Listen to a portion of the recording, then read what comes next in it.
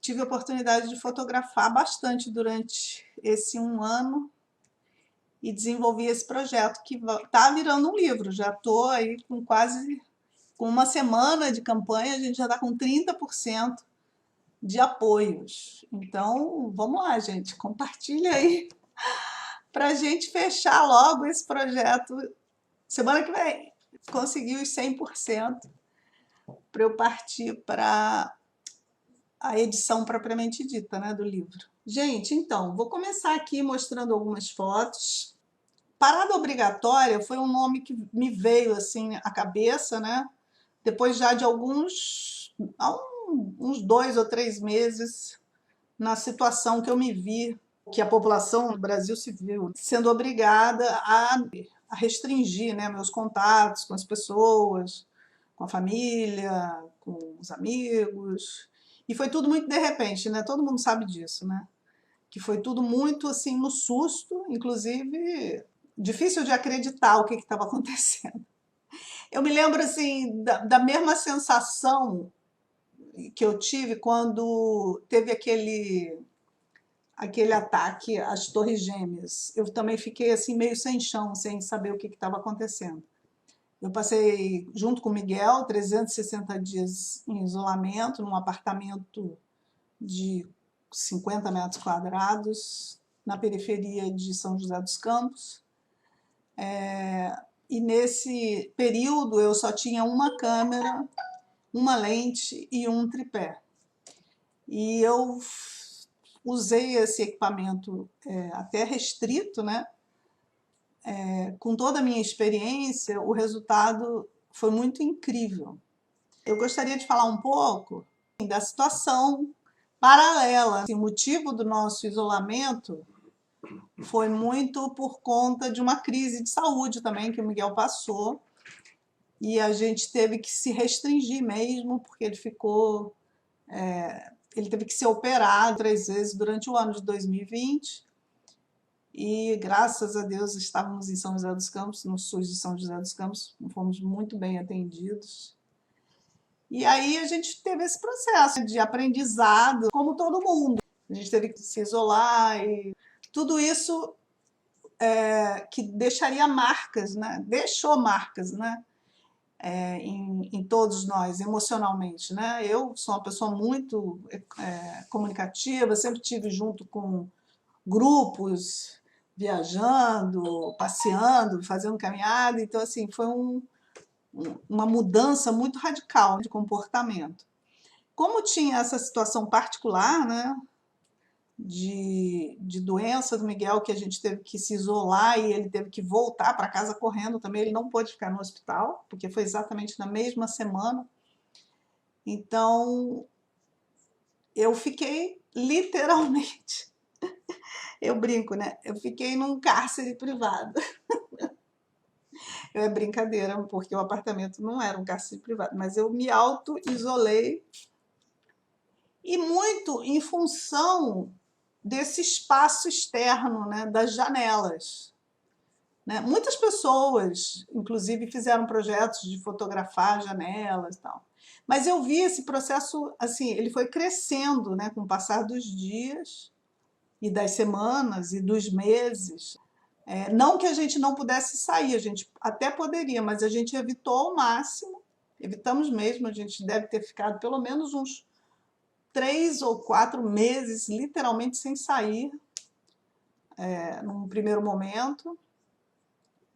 E eu acho que eu só suportei isso mesmo por causa desse trabalho que eu comecei a fazer logo no início. Eu já quando eu cheguei no apartamento, que foi um apartamento que foi emprestado, desculpa, gente, eu tenho que fazer uma saudação aqui para uma pessoa que chegou. Ricardo Mendes! Eu não posso olhar para ela, tenho que olhar para cá. Que prazer enorme encontrar aqui um aluno. Depois, quem sabe, né, eu faço um comentário aqui também. É fotógrafo, escritor também. Que prazer enorme te ver.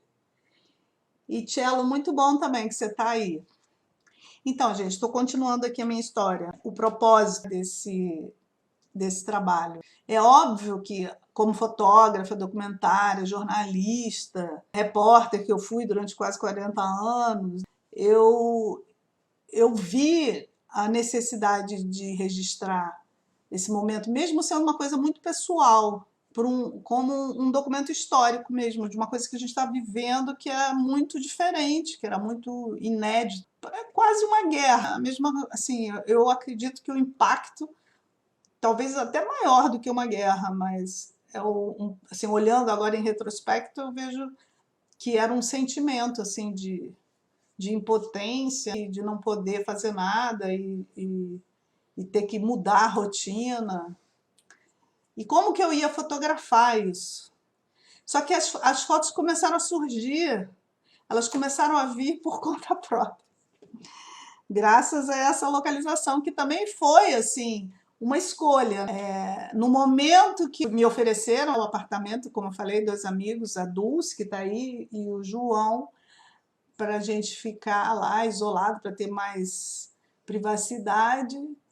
Quando eu entrei no apartamento, eu me debrucei nessa vista magnífica, porque São José dos Campos é a cidade onde eu fui criada, quando adolescente, quando criança.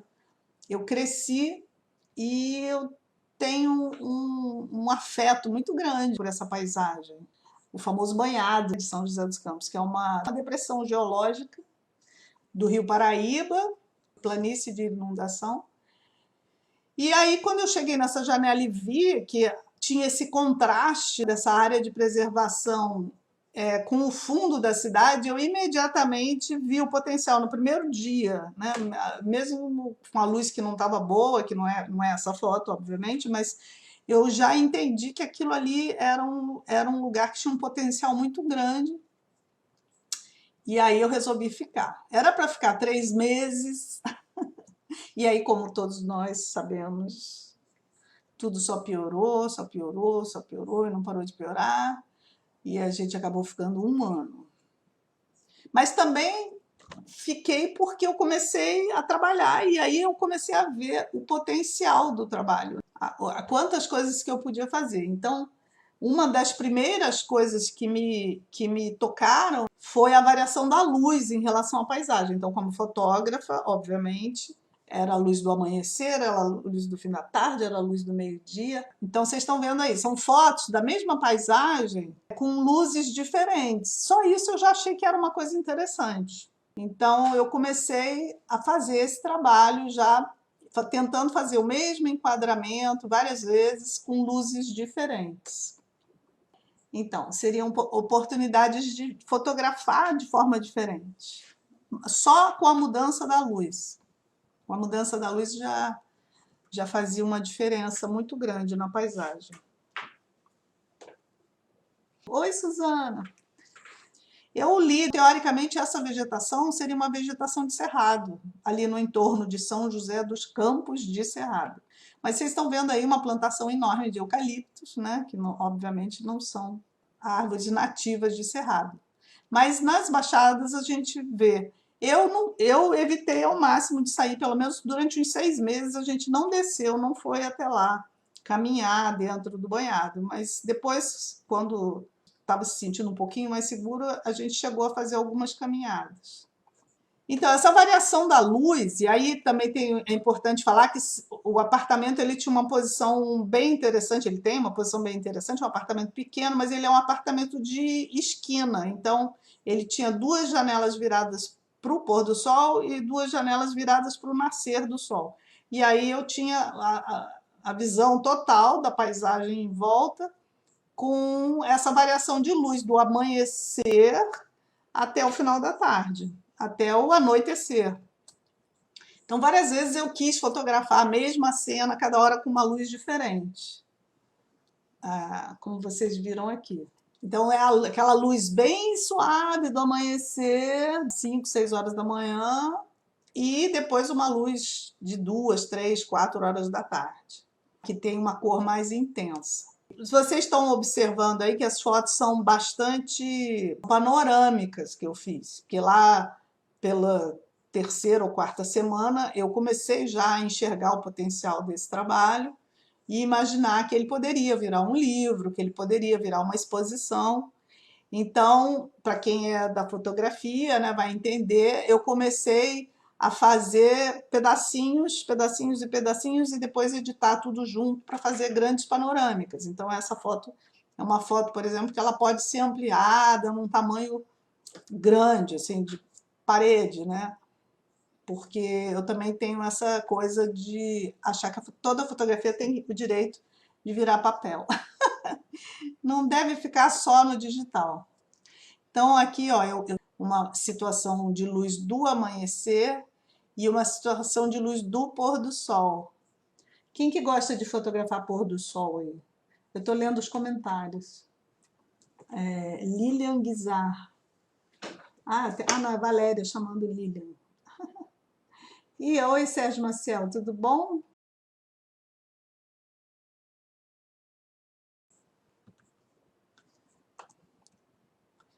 Então são vários. Aí quem é de São José dos Campos conhece, né? Esse pôr do sol de São José dos Campos é uma coisa escandalosa, né? Esse pôr do sol do banhado é famoso no Vale do Paraíba e talvez eu tenha educado meu olhar em relação ao céu, em relação à paisagem, em relação à natureza, muito em função de ter crescido em São José dos Campos há 50 anos atrás. Então, assim, esse céu muito amplo, não é à toa que eles escolheram lá para colocar a Embraer, e o próprio CTA da aeronáutica, porque a gente tem uma visão muito ampla de espaço, né? Não foi à toa que eles colocaram esses aeroportos lá. Então, teve essa questão do afeto também. Eu retornei a um lugar que eu já conhecia da infância, de ficar ali deitada na varanda olhando para o céu, né? Porque era o que eu tinha para fazer, eu não podia fazer mais nada, né? Então, além de cuidar da casa, de cuidar da família, eu podia ficar olhando para o céu. E, claro, comecei a fotografar e aí cada hora era uma coisa diferente. E essa conexão que eu acho que está sendo importante, a gente ter se dado esse tempo, essa parada obrigatória, permitiu que a gente olhasse de novo para o céu, que a gente tivesse um outro tempo para realizar as coisas. E eu estou achando assim, acho que isso não vai voltar. Não vai voltar ao normal, isso vai continuar assim.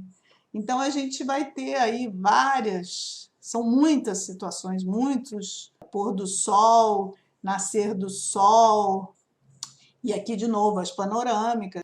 Eu tenho muita dificuldade, assim, eu apesar de gostar de olhar para um pôr do sol, como fotografia, às vezes eu acho difícil, porque parece uma fotografia mais fácil, né? Fotografar pôr do sol, fotografar passarinho, fotografar flor, são coisas muito bonitas já por si só, então não tem muito desafio. Mas ali, nessa situação que eu estava, não tinha como, né? Eu tinha que fotografar, essa restrição. Aí eu queria falar também da minha situação, da minha câmera, que eu falei que eu ia falar. Então, eu fiquei somente com uma lente grande angular e um corpo de uma câmera que a gente considera uma câmera de entrada. Então, por isso que eu também fiz muitas panorâmicas para conseguir um arquivo maior. A lente é de muito boa qualidade, uma lente que eu tenho, uma lente profissional, mas eu estava lá nessa situação mais restrita somente com esse corpo, essa lente e um tripé, que foi o que me permitiu fazer as fotos noturnas que vocês vão ver depois aí, as fotografias de paisagem, de tempestades com raio e tal, tudo isso precisa de tripé. Então o pôr do sol e a luz, né? A luz é a ferramenta mais importante do fotógrafo, da fotógrafa. É a ferramenta mais importante, não é o equipamento fotográfico. Tanto é que eu fiz questão de fazer tudo com uma lente só, com uma câmera só, para me superar nisso, né? Para cuidar desse. E muito dessas fotos, muito assim, sei lá, 90% dessas fotos não tem filtro. Não tem filtro. O que tem é a luz fantástica que eu estava ali presenciando e fotografando. Momentos assim também, né, interessantes, curiosos, por ser uma área de periferia, vai ter muitas coisas que a gente já quase não vê, né? O pessoal soltando pipa, tinha lá um pessoal fazendo churrasco, enfim. Mas eu tentei focar só na paisagem. Ah, essa foto aqui, uma foto do arco-íris, né? Essa eu vou botar só, eu botei aqui mais como curiosidade, porque essa foto eu esperei mais de 8 meses para fazer. Eu sabia que eu ia fazer um arco-íris, né? Quando começaram as chuvas, e sol e chuva, eu falei, não é possível, vai ter um arco-íris aqui em algum momento. E eu estudei exatamente qual era o melhor ângulo, para onde da chuva tinha que vir, de onde que o sol tinha que vir, para eu toda vez que fazia aquela chuva e vinha o sol, eu ia para a janela e ficava esperando o arco-íris e nada de arco-íris, até que um belo dia ele surgiu depois de quase 10 meses esperando o arco-íris. Para mim foi um sinal. Eu achei, agora sim, agora eu sei que eu estou fazendo a coisa certa.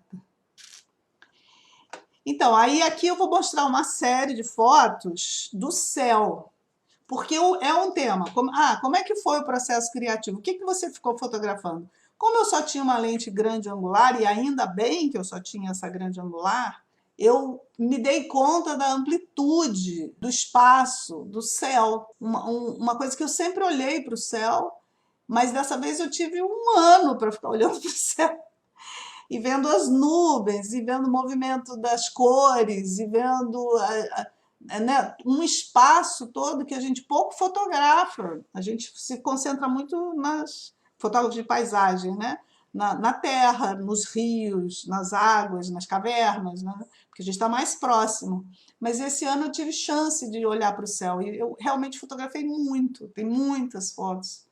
É um acervo imenso de fotografias do céu e, obviamente, que as nuvens são as estrelas. Então, eu, como filha de piloto, não tem como. Eu me interesso muito por esse aspecto das nuvens e do céu.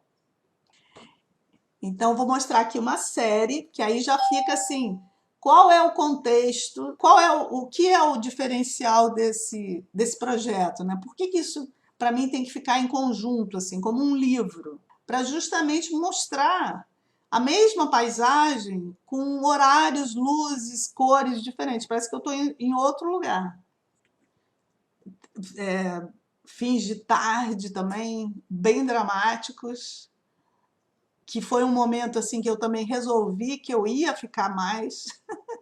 Foi quando começou a ameaçar as chuvas e as tempestades, que foi um outro tema que eu resolvi desenvolver. Então aí vocês vão vendo a dramaticidade. Eu não sei como é que é a tela aí de vocês, onde vocês estão vendo as fotografias, mas é isso tudo aí que eu quero transformar num livro, que aliás já tem o projeto gráfico, já está pronto, já está caminhando, já está lá com a campanha lá no Catarse, já estou com um monte de apoios e vim aqui para pedir também a divulgação de vocês, o apoio de vocês.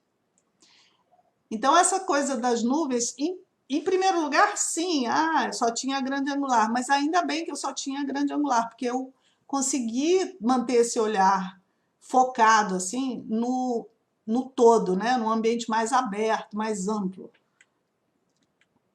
Então eu brincava até, falava com o Miguel que a gente estava numa torre de observação. Eu me lembrava muito assim de lugares que eu fui para fotografar, como jornalista, como fotógrafa do Globo, como fotógrafa da Trilharte, né? Faróis, torres de observação. Me lembrava muito esse lugar. Aqui eu já separei uma sériezinha de variações também da mesma paisagem com relação ao clima, né? Você tem um clima mais seco, de inverno, depois uma neblina do amanhecer, que lá também é bastante característico. E essa árvore aí, ela é um ponto de referência, né? Tanto ela quanto a caixa d'água. Essa caixa d'água aqui de São José dos Campos, ela é famosa. Eu estou esperando desde criança ela sair decolando. Eu e todas as crianças, como é que é o nome? O Marcelo, Cello, quem mais está aí da minha faixa etária? Dulce, não é verdade que a gente está esperando que essa caixa d'água decole um dia, eu estou esperando, né? Aí estão as paisagens, aí é a variação de paisagens. Teve esse elemento também interessante que me chamou muito a atenção, eu até comentei isso com alguns dos curadores, né? Que por estar nessa fronteira, bem no centro da cidade, mas numa área de limite entre uma parte mais rica da cidade, uma parte mais pobre e uma parte que é uma área de preservação.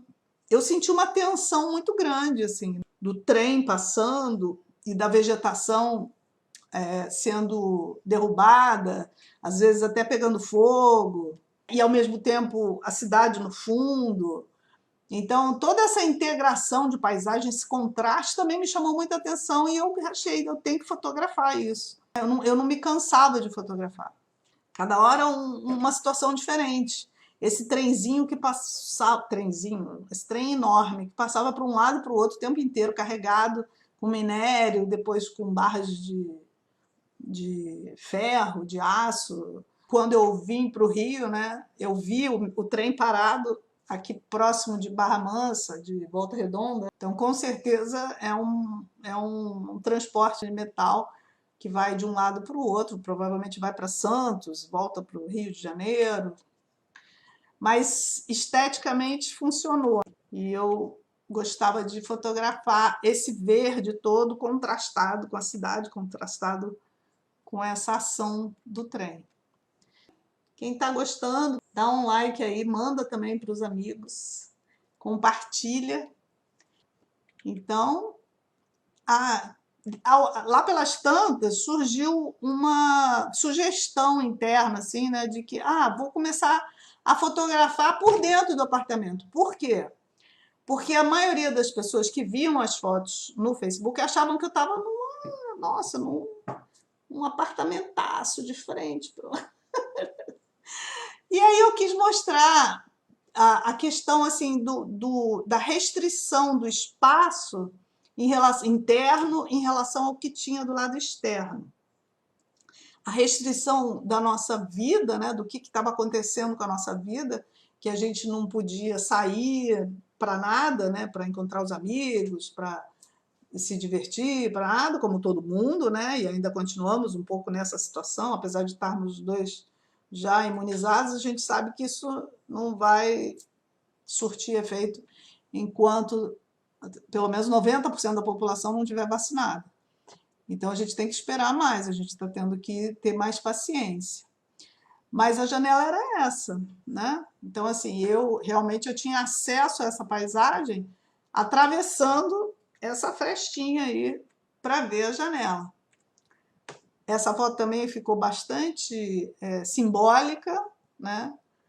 Porque foi totalmente espontâneo. O Miguel estava em recuperação das cirurgias, então ele estava assim passando por algumas dificuldades físicas, digamos assim, né?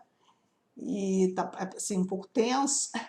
E eu estava na varandinha, uma varandinha deitada na rede, e de repente ele chegou assim na janela não, na porta de vidro. E aí eu achei, a partir dessa foto eu comecei a fazer uma documentação, né, da nossa rotina dentro do apartamento, né? Ele é meu muso, né? Vocês sabem disso. Mas também achei importante, assim, porque tinha essa coisa do lado pessoal também, da restrição pessoal. Eu quis deixar isso como um documento. Eu ainda não decidi quanto disso vai entrar na edição do livro. Mas, assim, eu gosto de mostrar o contraste, né? Do pouco espaço interno, da nossa restrição, ele estava sempre tendo que ficar em repouso por causa das cirurgias, e essa luz toda do lado de fora. Eu até fico com saudade, eu olho essas fotos e fico com saudade. Muito gostoso o apartamento. E aqui ficou assim o meu clássico retrato dele, que ele teve que ficar em repouso absoluto e por causa das cirurgias, e a gente deitava no chão do apartamento, porque era o único lugar que estava batendo sol num determinado horário, como muita gente, com certeza, está passando por isso ainda, né?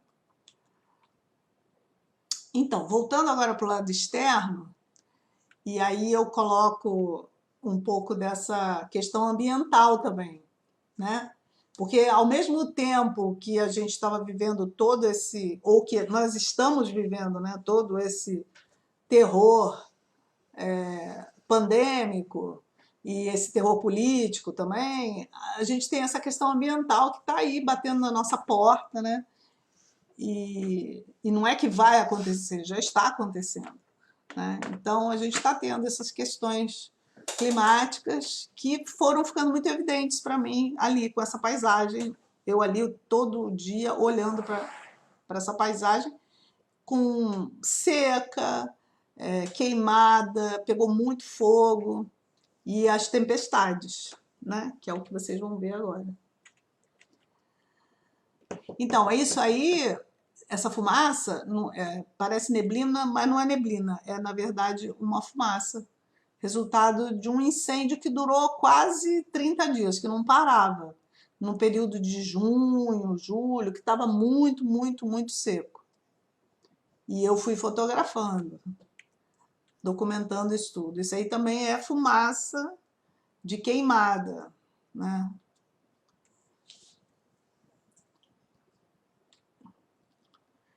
Aqui também foi um processo interessante que eu comecei a eleger alguns elementos, né?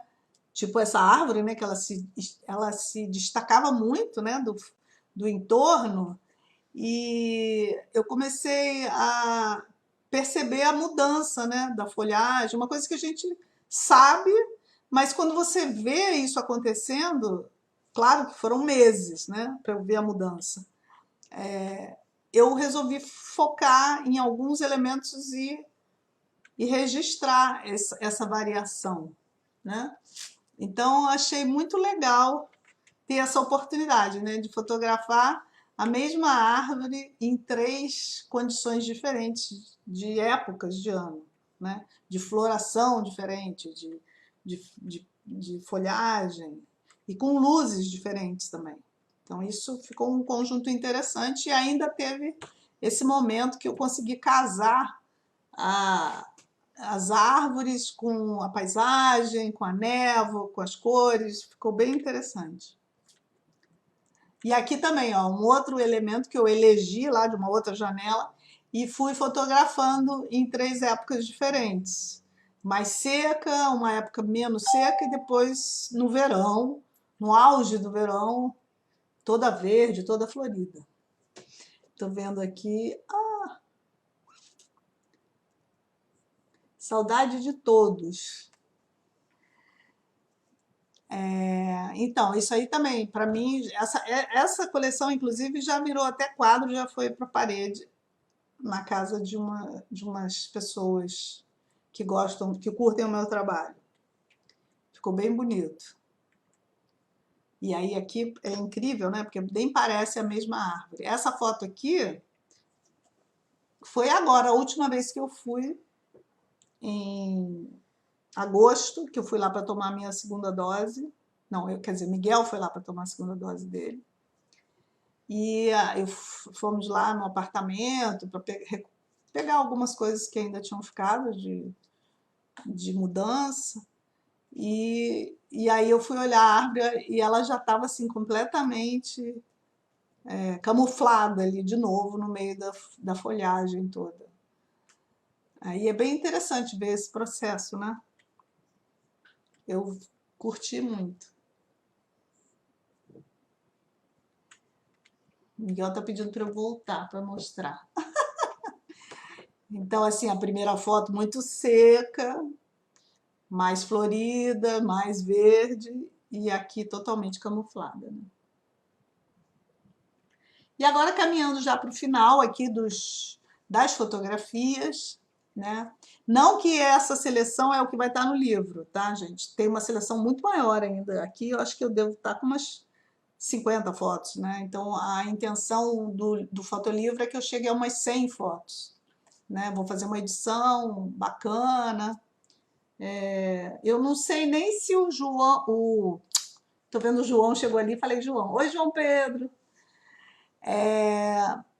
O Bruno Drummond, se ele está aí presente, ele deve estar no Instagram.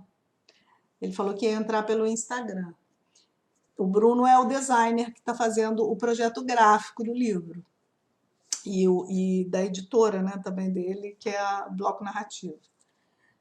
E a gente chegou a essa conclusão, esse formato aí de máximo umas 100 páginas, apesar de eu ter feito mais de 5.000 fotos. Quem sabe, né, eu ainda transformo isso também numa exposição. Eu vou fazer o livro para depois, quando a gente voltar aí para o presencial, de repente, no ano que vem, eu poder fazer uma exposição de fotografia. O livro nesse primeiro momento. E aí tem essa coisa do verão, né, que também, depois de uns 8 meses em quarentena, em isolamento, quando eu achei que eu ia cansar, começaram as tempestades. E aí, realmente, eu não queria mais sair desse apartamento. Eu adorei, eu me senti assim dentro de um navio. Quando começava a chover, porque chovia de tudo quanto é lado em volta do apartamento. E eram muitas oportunidades de muita fotografia. Eu tenho uma atração assim por esses fenômenos, né, da natureza.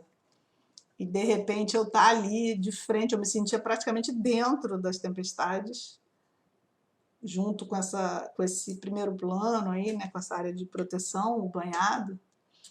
E os resultados foram muito interessantes. Eu tenho vontade de voltar lá de novo só para fotografar as tempestades no verão. Dizem, né, que São José dos Campos é uma das regiões do Brasil que mais cai raio. Quem é de lá, quem trabalhou no INPE, né? O INPE não está lá à toa, né? Deve saber mais do que eu. Mas foi impossível. Eu não queria mais ir embora. Quando começaram as chuvas, poder fotografar e também fazer essas panorâmicas, essas coisas muito, muito dramáticas, né? Eu gostei muito de fotografar. E aí, quem tiver alguma dúvida também sobre fotografia de raios, quiser perguntar, é só falar. Estou aqui à disposição. Essa também já foi para a parede. Até da uma moradora lá de São José dos Campos, que adquiriu uma cópia grande, né, para botar em casa. E foi bem legal. Eu chamei ela de bailarina, porque parece que ela tem uma sainha. Assim. O que acontece? Quando você vai fotografar raios, você não sabe que horas que o raio vai cair, óbvio, né? Não tem um sensor na câmera que sincroniza o disparo com o raio, né? Então, a gente espera uma tempestade elétrica bem intensa, né? Com muitos raios caindo um atrás do outro, um atrás do outro, um atrás do outro, que era o que acontecia lá com bastante frequência nessa época do ano, dezembro, janeiro, novembro, dezembro, por aí. E você coloca a máquina no tripé e deixa uma exposição longa e fica torcendo para cair um raio. E não parava de cair raio, né? Então, assim, uma exposição bastante longa era tipo 1 minuto de exposição. O diafragma da câmera fica aberto e você está fotografando a paisagem e no meio dessa paisagem cai um raio, 2 raios, 3 raios. Eu dei sorte, né? Porque coincidiu também com um horário que ainda não estava muito escuro, então eu consegui pegar o cenário da cidade. Essa aqui, inclusive, essa para mim, que é a minha favorita, né? Dessa série de Tempestade Elétrica, está lá entre as recompensas do Catarse, né? Da campanha de financiamento coletivo, como uma retribuição para quem colaborar. Tem lá uma recompensa. Que aliás eu preciso falar isso. Quem quiser adquirir o livro, Agora acho que já estamos caminhando para o final, né? Depois que a live terminar, o meu editor me mandou uma mensagem aqui que ele botou lá 25% de desconto só hoje, para quem quiser adquirir o livro. Então tá lá, vai ficar hoje lá essa recompensa para quem está aqui na live, para quem veio, poder entrar lá no Catarse, parada obrigatória, dentro da plataforma Catarse. Gente, essa foto dos raios, como eu falei, tá lá nas recompensas. E quem quiser participar, ajudar, né, a realizar esse, eu brinco, né, em vez de tirar esse sonho do papel, é o contrário, eu quero botar esse sonho no papel. Porque hoje em dia os nossos sonhos ficam todos na tela e acaba que isso é uma coisa que vai se perder, né? Com o tempo a gente não vai mais ver. Mas quando vai, se materializa e se transforma num livro, se transforma numa impressão, num papel, a sensação de perenidade é maior, né? Eu acredito nisso. Então, quem quiser, vai lá na plataforma, tá aí, vou colocar aqui na tela o endereço, para quem ainda não contribuiu. Já tive muitas contribuições para uma primeira semana de campanha. A campanha dura até o dia 2 de outubro, mas eu espero bater essa meta antes e para poder já começar a trabalhar em cima do projeto gráfico, que está lindo, projeto gráfico do Bruno. E quem quiser ir lá colaborar hoje, o Bruno Drummond colocou um descontinho lá para quem está aqui na live ser agraciado pela presença, né? Vocês vieram aqui, de 25%. Vai só ficar lá hoje, amanhã já não tem mais. Então, assim, tanto vocês podem ir lá e usufruir, né, desse bônus, como, de repente, compartilhar com as pessoas que vocês conhecem, com os amigos, e passar essa bola lá, que ele colocou uma recompensa especial para a live. E para ajudar, né, a acelerar aí esses depósitos, né? E fazer a gente atingir essa meta o mais rápido possível. Porque também tem essa coisa, né? Quanto mais gente participar, mais a coisa fica mais dinâmica, mais legal. Tá? Eu tô indo aqui para o finalzinho já, encerrando aqui. Fiquei muito feliz com a visita de todos vocês aqui. Suzana, Feijó, querida, Valéria, Sérgio Maciel, que eu já considero meu aluno também. Ricardo Mendes, maravilhoso. Quero ver vocês lá. Na próxima, a Assis também, né? Participou bastante das lives, quando eu fiz as lives lá no começo da pandemia. Eu devo voltar com essas lives em breve. Eu só terminar esse projeto aqui, transformar isso num livro, né? Aí eu vou retomar esse trabalho online, né? Eu estou dando aula online. Na verdade, eu já estou atendendo online aulas de fotografia particular. Não estou dando aula em grupo ainda para não assumir um compromisso de muitos dias, né? Porque eu estou me dedicando a esse livro, né? Eu vou passar de volta aqui as fotos só para vocês ficarem com um gostinho. Eu falo que grande parte dessas fotos vão estar no livro, mas também tem mais, tem muitas outras. É legal ver assim o conjunto, né? Tudo junto.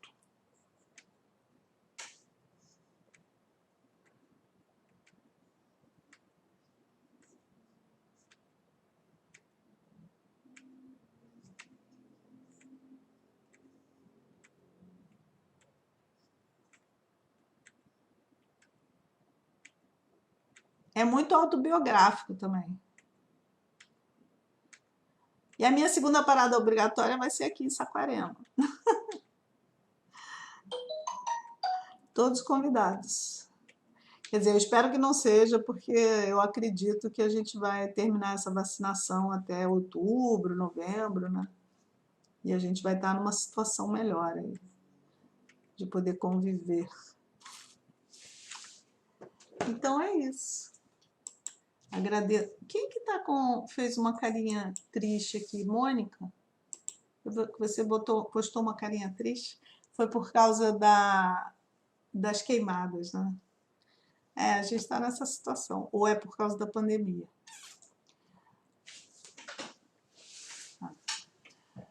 Então é isso, gente. Eu fico muito feliz. Eu quero continuar com as lives. Provavelmente vou fazer outra mais para frente ainda, daqui a uns 10 ou 15 dias.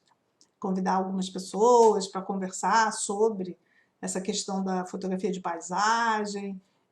Se vocês tiverem interesse, vocês deixam escrito aí, me mandam uma mensagem, que aí eu passo essa produção toda, porque é uma produção, né? Não parece, mas a gente chega aqui e tem que falar, e a gente tem tudo organizadinho, entendeu? Então, se vocês tiverem interesse, eu pensei em trazer umas pessoas para conversar sobre a pandemia, sobre processos criativos, sobre fotografia, né? Relacionado a isso. Aí, se tiver quórum e interesse, eu vou trabalhar em cima de produzir esse conteúdo para vocês, tá bom? De qualquer forma, eu agradeço muito, muito a presença. Na medida do possível, vocês podem me mandar por mensagem e eu vou respondendo. Quem quiser, pode me mandar por mensagem e eu vou respondendo devagarzinho. E vai lá, compartilha que tem lá essa promoção, apoia, vamos, né? Vamos fazer esse projeto ir para o papel, dar força aqui para os artistas, né? Fotógrafos. O Miguel está querendo fazer um comentário. Aparece aqui, no Miguel. Facebook. Aparece aqui. No Facebook. Ele que é o responsável por tudo que acontece. No Facebook vai estar publicado Chega mais pra... o vídeo da live e vocês podem ir fazendo perguntas lá que surgem na mente e a Monique vai respondendo ao longo. O vídeo continua lá. No Facebook, não é no YouTube. Não, no YouTube pode ser também. Ah, mas fica postado no Facebook. No Facebook já está automaticamente. Ah, tá. Então é isso, fica lá registrado. Então eu fico aguardando aí o contato de vocês. Se vocês tiverem interesse que eu dê continuidade, manda lá um joinha e divulga aí o projeto, gente. Agora é a segunda onda. Eu preciso que outras pessoas que não me conhecem se interessem em ajudar a realizar esse projeto. Vou encerrar aqui a transmissão, agradecendo muito a presença de vocês. Boa noite.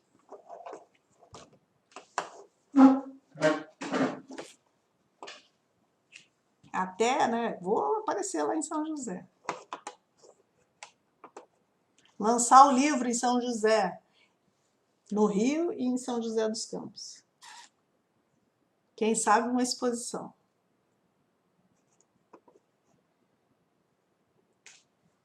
Tchau. Aparece aqui, Miguel, senão eles não te veem. Tchau, gente. Boa noite. Tchau, boa noite.